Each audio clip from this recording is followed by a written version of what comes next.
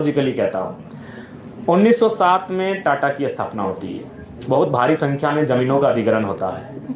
उस जमीन अधिग्रहण में मैक्सिमम जमीनें कुर्मियों की होती है। उसके बाद अंग्रेज जैसे भी थे, अच्छे थे बुरे थे जो कहिए, लेकिन कुछ उनमें था बेहतर गुण। उन्होंने देखा कि अगर ऐसा चलता रहा तो ये गरीब भोले भाले लोगों की जमीन लोग लूट लेंगे। फिर वो 1908 में सीएनटी को प्रभावी रूप से लागू कर देते हैं और उसके बाद 1950 तक कुर्मियों की जमीन कोई नहीं लेता है। 1908 में जैसे सीएनटी लागू होता है, 1907 में एकदम बड़ी बेरहमी से टाटा जमीन लेती है। 1908 में सीएनटी लागू होता है, 1950 तक कोई नहीं लेता है। लेकिन फिर यही बात खलने लगती है उद्योगपतियों की कि अगर किसी का जमीन आपको लेना है तो उसको शेड्यूल से हटाना होगा, उसको नॉन शेड्यूल करना होगा, अनशेड्यूल करना होगा, तभी जमीन लेने में सुविधा होगी। और 1950 में शायद दिसंबर का महीना या सितंबर का महीना उन्हें विदाउट नोटिफिकेशन के जैसे ही बाहर किया जाता है, 1951 में लगभग 50 कुर्मी गांव विस्थापित कर दिए जाते हैं एक झटके में। नाम होता है सिंदरी, जिसको आज हर्ल के नाम से आप जानते हैं। दौर शुरू हो जाता है। दौर का नाम आप बोकारो पहुंच जाते हैं, उस दौर में आप चांडिल डैम पहुंच जाते हैं, उस दौर में आप कोणार्क डैम पहुंच जाते हैं, उस दौर में आप तमाम कोलियरी पहुंच जाते हैं। और आज भी अगर आप विस्थापन को जानना चाहते हैं तो आप बिना कुर्मी को जाने विस्थापन को नहीं जान सकते हैं। 1907, 1908, 1950 नोटिफिकेशन से आउट होना, 1951 से सिंदरी प्लांट से ही तमाम एचईसी के भी अध्ययन कीजिएगा, कुर्मियों की जमीनें बहुत मात्रा में मिलेंगी। यानी एक बहुत बड़ी साजिश थी इनको शेड्यूल से हटाने की।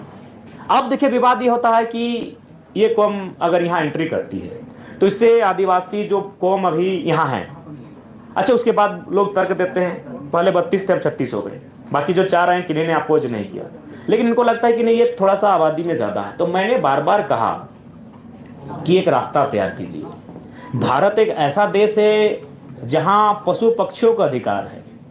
आज जंगली हाथी लगातार 10 घरों का हमारा रोज तोड़ रहे हैं, लेकिन फिर भी हम उनको कुछ नहीं कर सकते क्योंकि भारत का संविधान कहता है, भारतीय संविधान आर्टिकल 48A स्पष्ट कहता है वन्य जीव संरक्षण।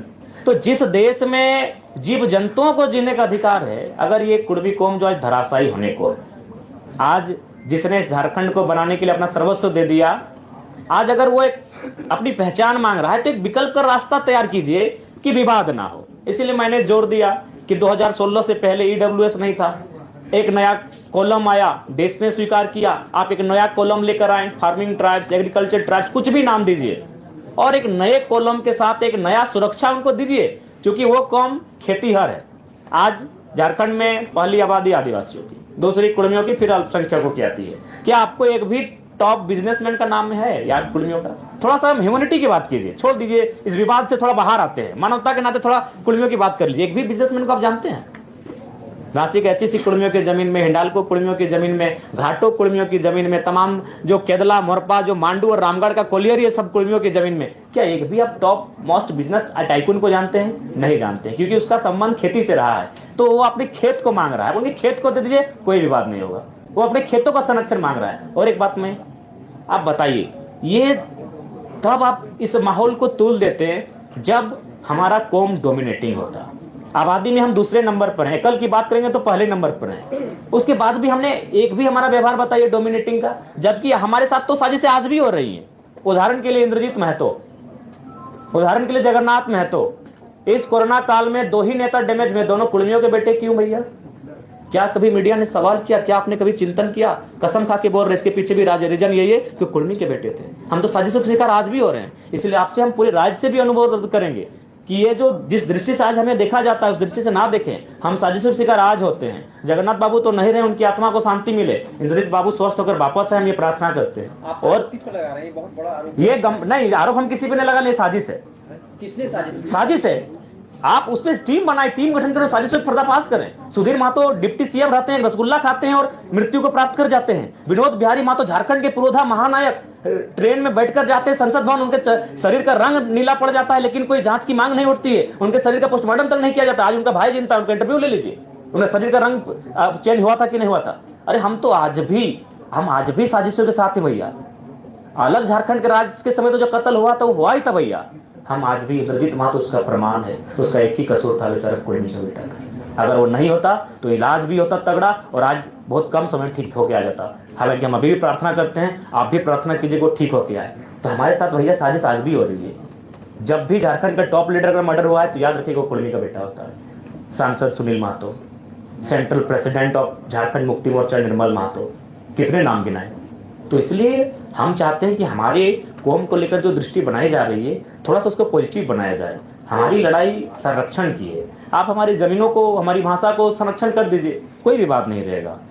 ये नौकरियों की लड़ाई नहीं है। जमीन के संरक्षण के लिए कुर्मी को सीएनटी में डाला नहीं, सीएनटी के बावजूद अगर आप उस शेड्यूल से को हटा देते हैं ना तो प्रभाव कम हो जाता है।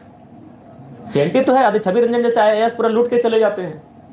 सीएनटी के साथ अगर वो शेड्यूल में होते तो आसानी नहीं होता जमीन अधिग्रहण करने का। क्योंकि हम पिपरवार गए थे, वहां के जो पदाधिकारी उनसे बात हुई कि अब 12 गंजू परिवार का जमीन आता है, 12 को जॉब देना हो, क्योंकि इनका अलग ही कानून है। गंजू थे कि भोक्ता याद नहीं आ रहा है, और जतरा वाले, टाना मगध वाले 12 आते हैं, 12 को जॉब देना होगा।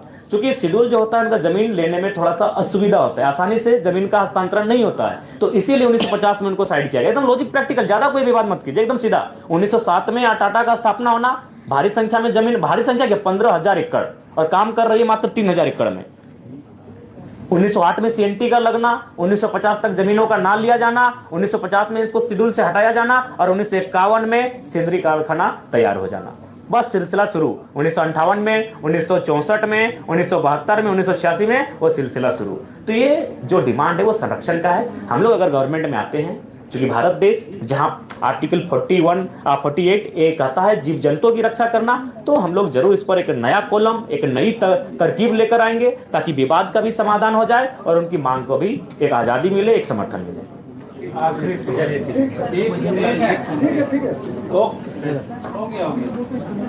जी सर, यहाँ 1 बजे का समय था, 2 बजे के बाद सर हम माफी चाहते हैं।